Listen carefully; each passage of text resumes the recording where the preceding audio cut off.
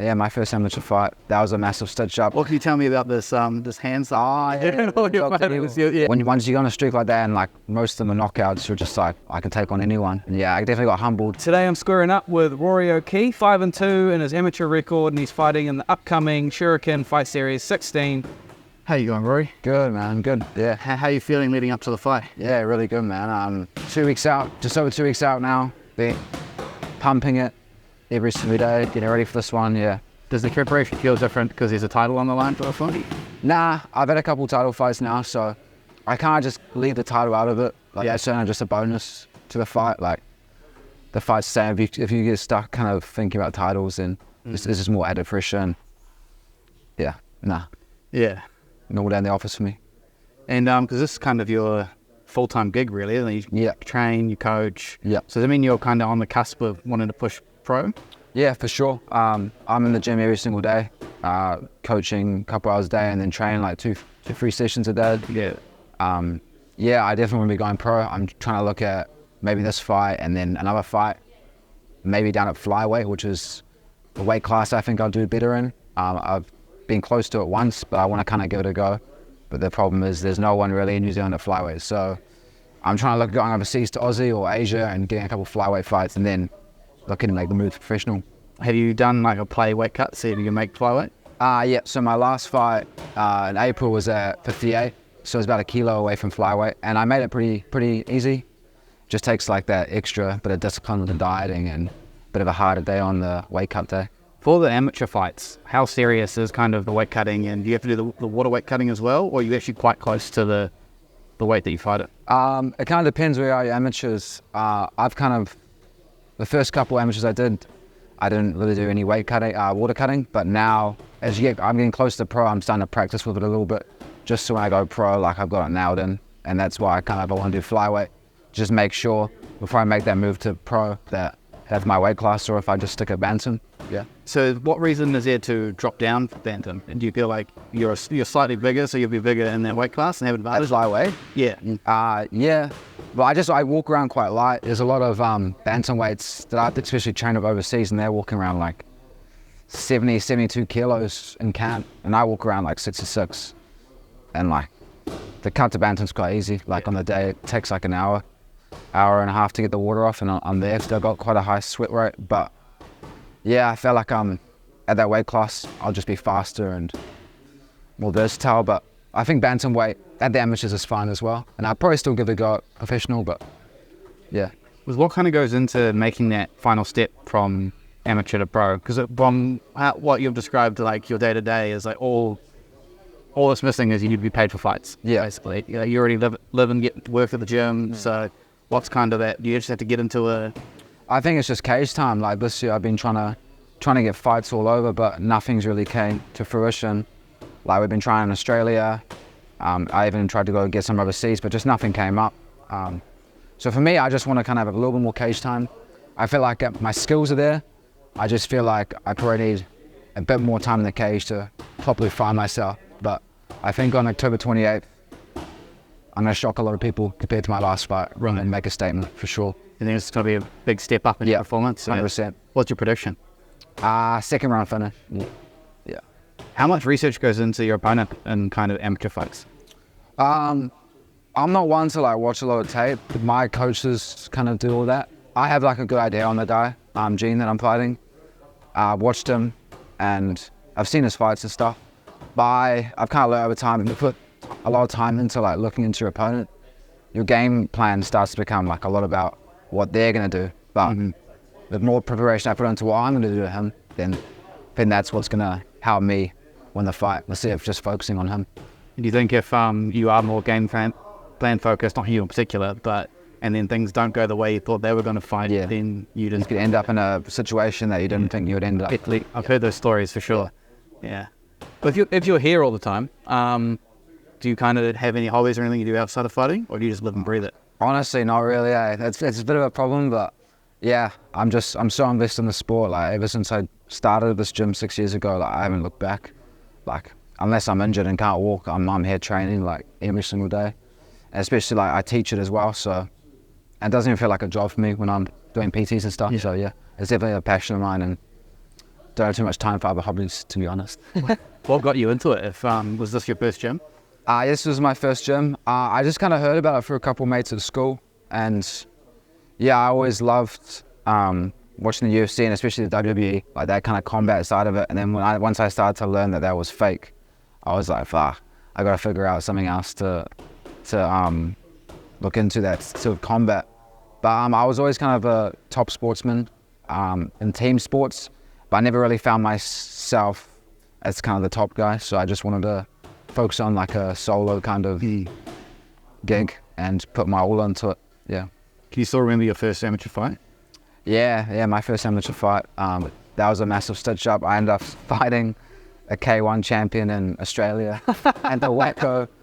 I think I was like 17 years old and the team at Shuriken was going over to Australia and I got offered to come with them. And on 2 days' notice, they changed my fight to I think Ocean or Australasian K1 kickboxing fight. And you went over for an MMA fight? No, this was kickboxing. Yeah, this was kickboxing. Yeah. And I got a absolute hiding by this guy called Anthony. Yeah, a really good fighter and just got a beating, but yeah. Where's he now? I think he's about to actually make his MMA debut. Yeah, he's a really good striker. Yeah. In UFC or in... No, still was amateur. Amateur, right. So I think he's a pretty highly talented kickboxer. I think he's making the transition now. Yeah. It seems to be the most common transition of kickboxing on to MMA. You don't see the Muay Thai fighters or...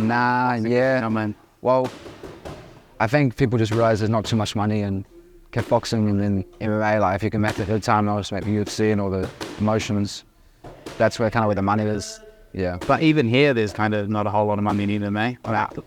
Nah. Oh, yeah. I feel like Shuriken's heading in the right direction. The size that it's grown and the thing it's been doing for... 100%. Like we were only a couple of years ago, we were at a very small little gym and now we're expanding to this. And in a couple of years, I could see us expanding elsewhere as well. I caught one of the beginning MMA classes last night and the turnout was huge. Yeah. Actually enormous. Yeah. There's usually like 40, 50 people on the mat at a time. Yeah.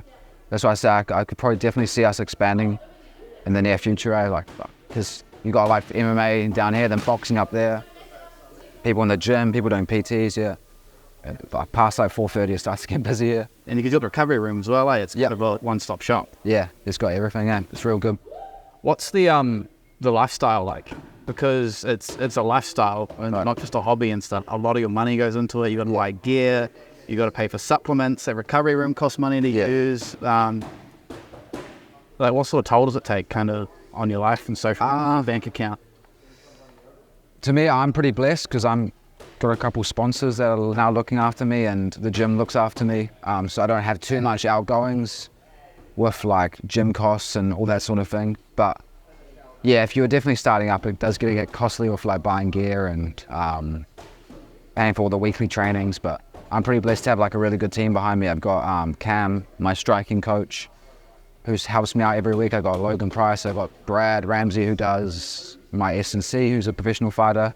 I got Joel Armstrong, who does my nutrition, who's helped me out a ton. And I just got Jason, who looks after me as well. Yeah. So in your MMA debut, you won your first 4 fights. Yeah. They kind of, you get on a bit of a high and quite confident, and then you get some of your first loss. Yeah. Can you remember how you felt when you had that first loss and what kind of learnings you took away from it? Yeah, it wasn't the best feeling. I went over to the MMA World Championships, I think it's 2022 over in Abu Dhabi.